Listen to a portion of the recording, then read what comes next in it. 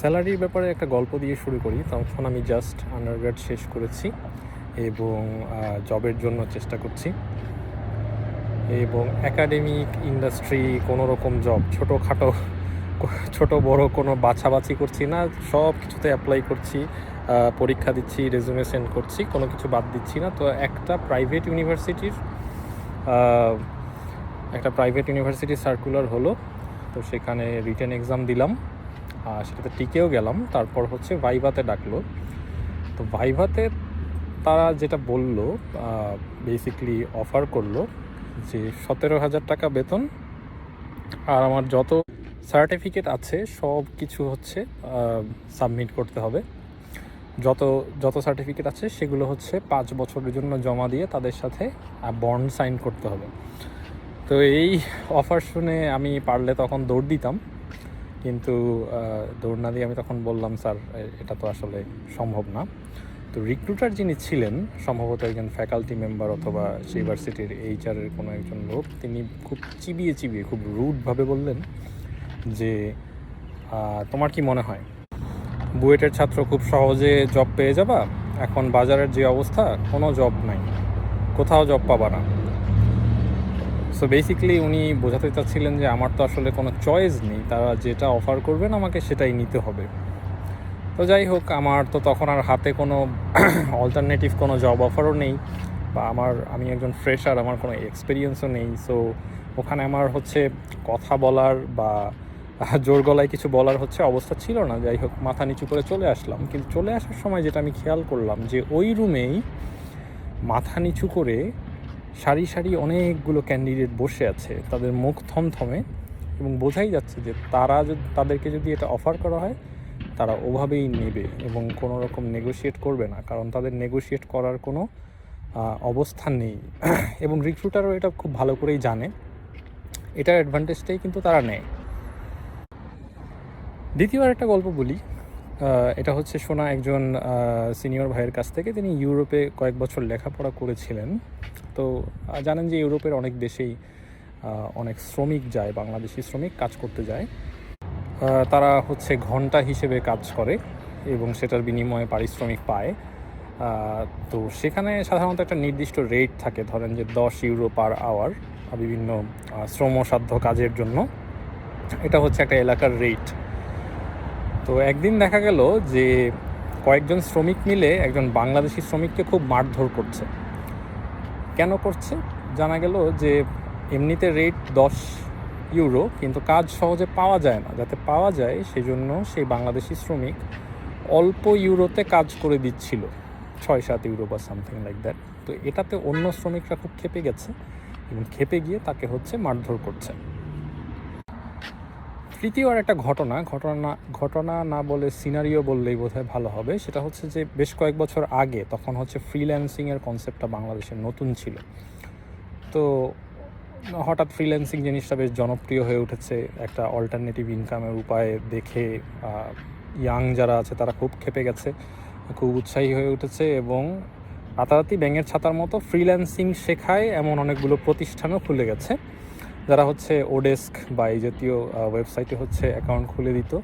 আর skill development যতটুকু না হতো, তার চেয়ে হচ্ছে জাস্ট কাজের জন্য কীভাবে বিড করতে হয় সেটা শিখিয়ে দিত। তো খুব পপুলার একটা কাজ ছিল ডাটা এন্ট্রির কাজ। হয়তো 500-1000 ডেটা এন্ট্রি করলে একটা ডেটাবেজে আপনি হয়তো $5 বা $10 এরকম পেতেন। কিন্তু নতুনদের জন্য তো কাজ পাওয়াটা কঠিন। এ কারণে ইয়াং যারা হচ্ছে ফ্রিল্যান্সিং শিখলো, তারা যেটা শুরু করলো যে তারা বিড কমাতে শুরু করলো।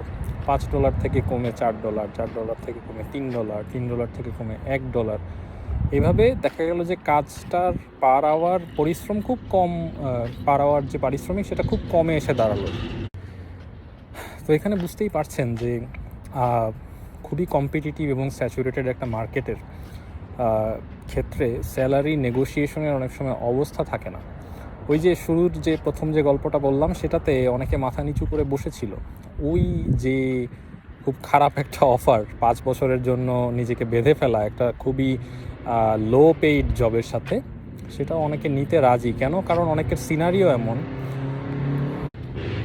যে অনেকের হয়তো ইমিডিয়েটলি কোনো একটা জব লাগবে, হয়তো ফ্যামিলিকে ইমিডিয়েটলি সাপোর্ট দিতে হবে এবং তার পক্ষে অন্য কোনো কাজ ইমিডিয়েটলি জোগাড় করা সম্ভব হচ্ছে না, খুব একটা অপশন নেই, কিংবা হয়তোবা অন্যান্য কারণ আছে, হয়তোবা টাকা পয়সার যতটা না দরকার তার চেয়ে বেশি হচ্ছে পিয়ার প্রেশার, যে বন্ধু বান্ধবরা কোথাও একটা ঢুকে গেছে, আমাকেও এখনই কোথাও একটা ঢুকে যেতে হবে, এরকম একটা চিন্তাভাবনা মনের মধ্যে কাজ করছে।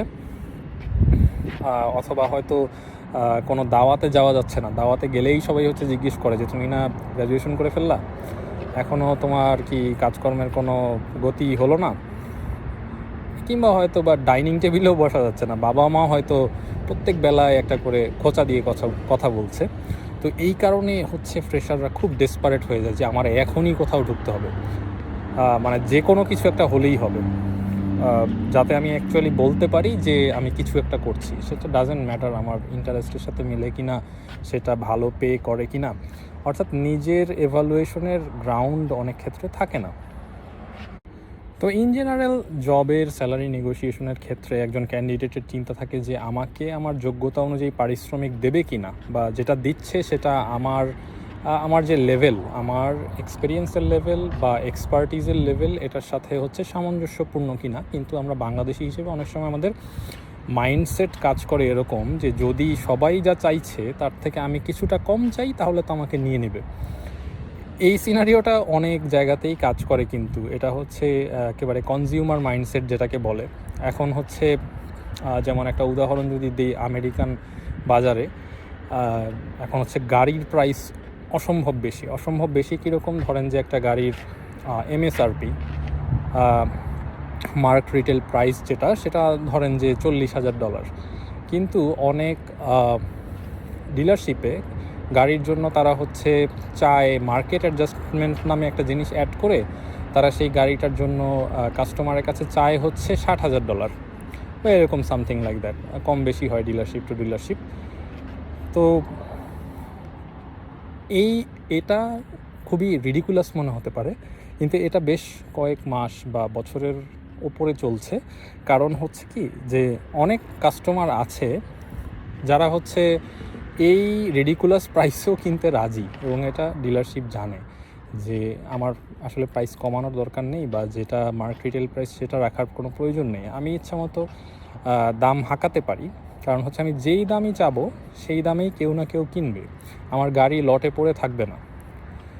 সো যার কারণে হচ্ছে তাছাড়া কনজিউমার মাইন্ডসেটে এটাও কাজ করে যে আমি তো ফিন্যান্সিং করে কিনবো, আমার তো আর একবারে পুরো টাকাটা দিতে হচ্ছে না, এটা আমি 7 বছর 5 বছর 6 বছর 7 বছরে দিব, ইনস্টলমেন্টে ফাইন্যান্সিং হবে, ইন্টারেস্ট রেটে হয়তো টোটাল প্রাইসটা বেশি দিতে হবে, বেশ কয়েক $1,000, তাতে কি আমার তো প্রতি মাসে যতটুকু দিতে হচ্ছে সেটা তো অঙ্কটা খুব ছোট। তো এরকম মাইন্ডসেটের কারণে এই সমস্যাটা সমাধান হচ্ছে না। একই কথা এই বাড়ির যে প্রাইস বর্তমানে যে খুবই এক্সট্রিমলি হায়ার প্রাইসে, নর্মাল প্রাইসের চেয়ে হায়ার প্রাইসে বাড়ি বিক্রি হচ্ছে, তার কারণ হচ্ছে এই যতটুকু দামি চাওয়া হচ্ছে সেই দামেই কেউ না কেউ কিনে ফেলছে, কারণ তার মনে হচ্ছে যে আমি যদি এখন না কিনি তাহলে পরে তো আরও বেশি হবে, সো আমার এখন কিনতেই হবে যে করেই হোক। তো এই কারণে সব কিছুর দাম অনেক বেড়ে যাচ্ছে, এবং জব সেক্টরেও জিনিসটা অনেকটা সিনারিওটা অনেকটা সিমিলার, যে যেই যত কম স্যালারি দিতে চাওয়া হোক না কেন, অনেক ক্যান্ডিডেট আছে এটাতে না করবে না। কারণ কয়জন ক্যান্ডিডেটের এরকম মানে ফ্লেক্সিবিলিটি আছে বা অ্যাবিলিটি আছে যে নিজের স্কিল সেটটা সাথে সামঞ্জস্যপূর্ণ একটা জব না পাওয়া পর্যন্ত সে ওয়েট করতে পারবে। সো এটাতে সার্কামস্ট্যান্স অনেকটা দায়ী, অনেক ক্ষেত্রে মাইন্ডসেট দায়ী, অনেক ক্ষেত্রে পিয়ার প্রেশার দায়ী। অনেক জায়গাতেই দেখবেন যে একটু আবহাওয়া খারাপ হলে, একটু বৃষ্টি হলে বা মুষলধারে বৃষ্টি হচ্ছে, তখন হুট করে রিক্সাওয়ালারা কিন্তু রিক্সা ভাড়া বাড়িয়ে দেয়, এবং 1, 2, 5 টাকা না, অনেক বাড়িয়ে দেয়, অনেক সময় হয়তো বা ডাবলের কাছাকাছি করে ফেলে, এবং উপায়ন্তর না দেখে আমাদেরকে কিন্তু রিক্সায় উঠতে হয়, যেহেতু আমাদেরকে বাসায় পৌঁছাতে হবে। এই সুযোগটা শুধু যে জব ফিল্ডে রিক্রুটাররা এক্সপ্লয়েট করে তা না, অনেকেই এক্সপ্লয়েট করে, কারণ বর্তমানে সময়টাই হচ্ছে এক্সপ্লয়েট করার, যে যাকে পারছে এক্সপ্লয়েট করে নিচ্ছে। কিন্তু একই সাথে আপনি দেখবেন যে এই একই যে রিক্সাওয়ালাদের যে ভাড়া বাড়ানোর যে ব্যাপারটা, এটা কিন্তু স্পেসিফিক কিছু জায়গায় সম্ভব, কিছু কিছু জায়গায় আবার সম্ভব না। দেখবেন যে যদি রিক্সাওয়ালা হচ্ছে বেশি চায়, তখন এলাকার কিছু মানুষ এসে হয়তো প্রতিবাদ করে যে তুমি বেশি চাচ্ছ কেন, এটার ভাড়া হচ্ছে এরকম। স্পেসিফিক দু একটা জায়গায় হচ্ছে এরকমটা হয়। কাজেই এই রেগুলেশনটা তো আর সব জায়গায় থাকে না, কাজেই এক্সপ্লয়েট করার মতো গ্রাউন্ড আর কি তৈরি হয়। তো এই এপিসোডটা তো হচ্ছে স্যালারি নেগোসিয়েশন নিয়ে একটা আইডিয়া দেওয়ার জন্য। অনেকক্ষণ ধরে জাস্ট গল্পই বলছি বা ফিলোসফিক্যাল কথাবার্তা বা পার্সপেক্টিভই বলছি। স্যালারি নেগোশিয়েট আসলে কিভাবে করতে হয়, অনেক ক্ষেত্রে বেশ ফ্লেক্সিবিলিটি থাকে। যদি আপনার হাতে মাল্টিপল জব অফার থাকে, তখন আপনি আসলে ইন্টারভিউয়ের ওই যে অফার নিয়ে যখন কথা হয় বা স্যালারি নিয়ে কথা হয়, তখন আপনার একটা বেশ লেভারেজ থাকে। আপনি বেশ খানিকটা নেগোশিয়েট করতে পারেন। আপনি বলতে পারেন যে আমার কাছে অমুক অফার আছে, তুমি আমাকে এতটুকু দাও, তাহলে আমি হচ্ছে এই করবো। অনেক সময় অ্যাডজাস্ট করার ফ্লেক্সিবিলিটি থাকে, যে স্যালারি ঠিক আছে তুমি বাড়াচ্ছ না, বাট আমার বেনিফিট হচ্ছে এটা সেটা বাড়িয়ে দাও, এরকম ব্যাপার থাকে। সো কিন্তু এটা ডিপেন্ড করে কোম্পানি থেকে কোম্পানি। অনেক ক্ষেত্রে এন্ট্রি লেভেল জবের ক্ষেত্রে তেমন একটা নেগোশিয়েট করার হচ্ছে গ্রাউন্ড থাকে না। কাজে এটা ডিপেন্ড করে কোম্পানির উপরে, যেমন ডিপেন্ড করে তেমনি হচ্ছে যে ইন্টারভিউ দিচ্ছে, অর্থাৎ যে চাকরিটা করবে তার অ্যাবিলিটির উপরে নির্ভর করে, তার কারেন্ট সার্কামস্ট্যান্স কি সেটার উপরেও নির্ভর করে।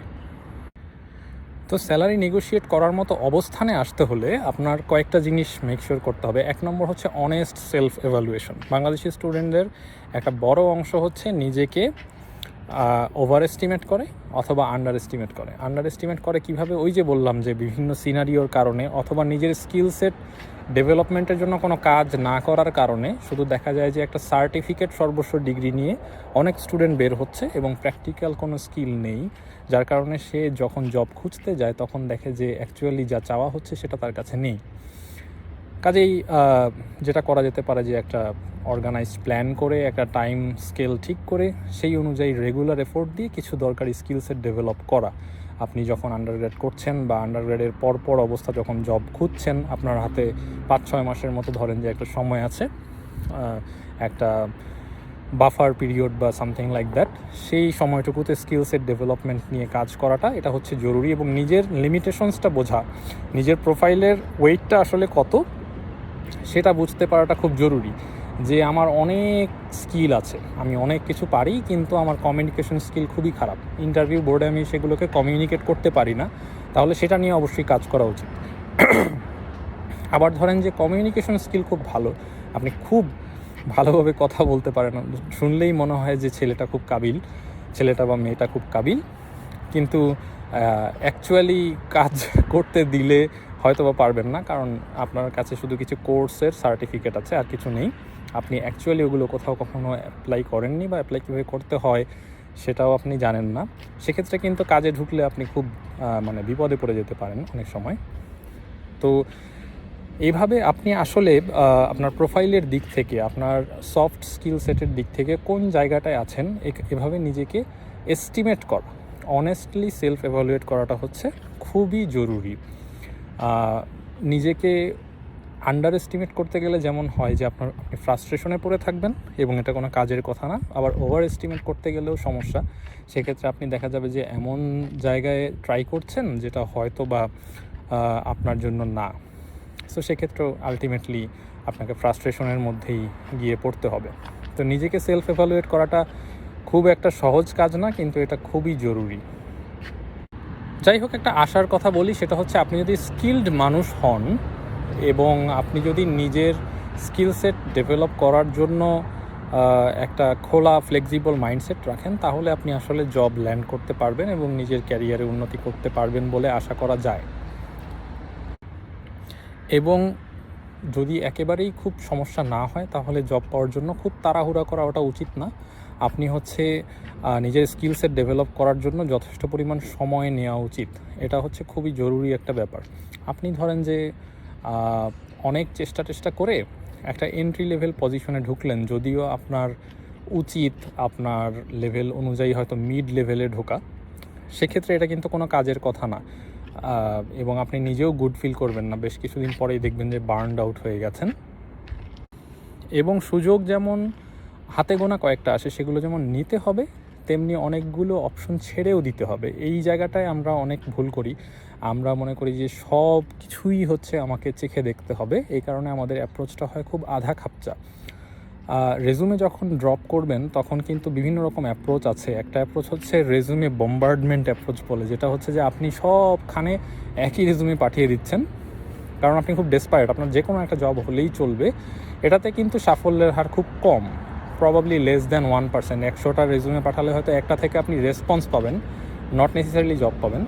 কিন্তু টার্গেটেড অ্যাপ্রোচের ক্ষেত্রে আপনি যদি কী ধরনের জব করতে চান সেটা যদি আপনি জানেন, এই ধরনের জব কোথায় আছে সেটা যদি আপনি জানেন, এই জবটা করতে কী ধরনের স্কিল সেট লাগে সেটা যদি আপনি জানেন, এবং স্কিল সেটগুলো কীভাবে ডেভেলপ করতে হবে সেটাও যদি আপনি জানেন, তাহলে কিন্তু এই কাজটা আপনি হচ্ছে খুবই আরও আপনার প্রবাবিলিটি বাড়বে। আপনার রেজুমে যখন আপনি কাস্টমাইজড করে সেই কিওয়ার্ডগুলো অ্যাড করে তারপর যখন আপনি এই রেজুমেটা সেন্ড করবেন, তখন আপনার জব ল্যান্ড করার প্রবাবিলিটিটা কিন্তু অনেক বেড়ে যাবে।